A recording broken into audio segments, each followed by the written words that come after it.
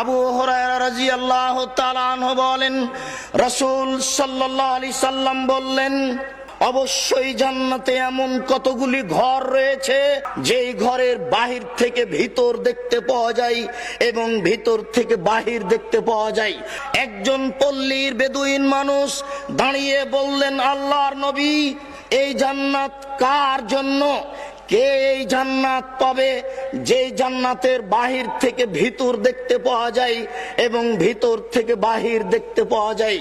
রাসূল সাল্লাল্লাহু আলাইহি সাল্লাম বললেন, যে ব্যক্তি মানুষের সাথে কথা বললে নরম করে কথা বলে, যে ব্যক্তি ভিক্ষুক, অসহায়, দুস্থ, গরিবকে খাদ্য দেয়, যে ব্যক্তি নিয়মিত সিয়াম পালন করে, যে ব্যক্তি রাতে সালাত আদায় করে, যখন মানুষ ঘুমন্ত, ওই মানুষের জন্য এই জান্নাত বরাদ্দ রয়েছে।